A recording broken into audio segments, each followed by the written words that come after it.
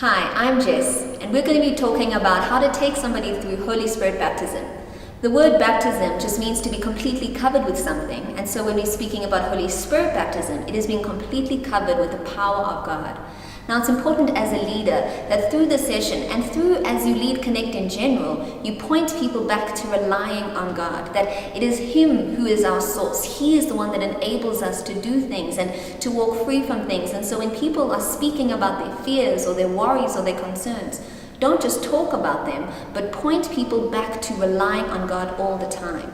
And with Holy Spirit baptism, we really have to rely on God because it is God who does the baptism. It is not us. It is only God who can give us His presence. And so when we're speaking through this, keep allowing people to express their fears and then point them back to God as their solution.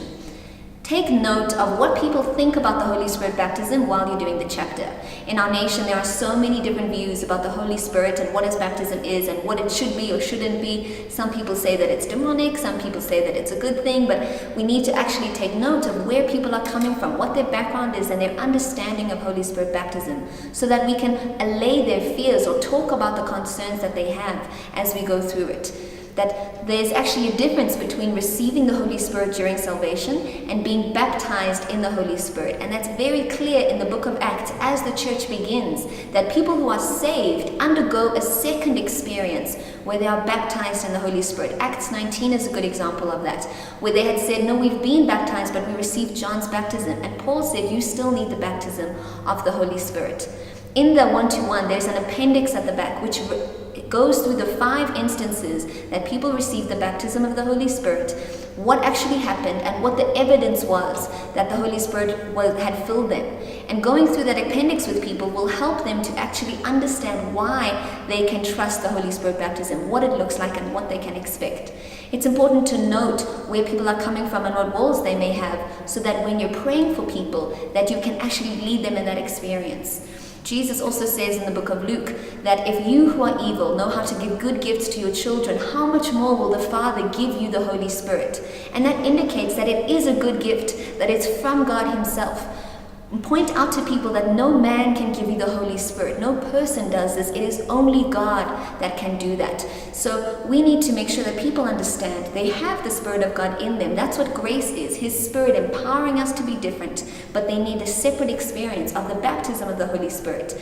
Because when you receive the Spirit of God, you will have power to be His witnesses. That the gifts, the receiving of the Holy Spirit actually has a purpose. And that purpose is twofold. Number one, it is the fruit of the Holy Spirit, that you will be more like God with joy, with peace, with patience, self-control. In order to live a righteous life, you need that fruit.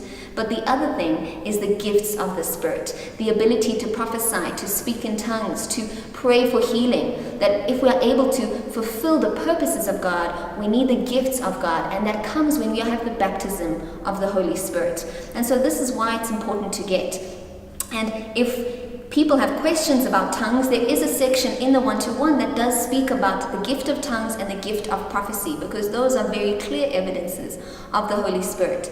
You can highlight to people that it's a gift. It's something that they will receive, that they can control. It is not the possession by the Holy Spirit. You don't suddenly get overtaken by Him and you just start saying things you don't understand. That actually you receive a new language that you access by faith. And if you step out in faith and begin to speak, then the tongues will begin to flow. Prophecy will begin to flow. Those are the promises of God to us, that as He gives us His Spirit, as we're covered with the power of the Holy Spirit, we're able to affect His kingdom around us. We're able to walk in the purposes of God that are around us. So make sure that as you're speaking about the Holy Spirit baptism, you leave time to actually pray for people to receive it. Be bold, step out and pray for that in your Connect group. Trust that God will come through, and you will see how people will encounter the Holy Spirit and be filled with Him during Connect. And remember to keep pointing people back to relying on God. Point people back that He is the source and He will answer their questions. If they're still unsure, that they can pray about it and trust that God will meet them through that. The chapter of the One2One goes through the biblical reasons for the Holy Spirit baptism and evidences of that. And as you take them through that, make sure that you create that room for people to say their fears, their concerns, and then point them back to relying on God. That tool is useful for how you run any connect, that you keep pointing people to relying on God. We trust that as you do this, that you will see people in your group filled with the Holy Spirit and walking in His gifts.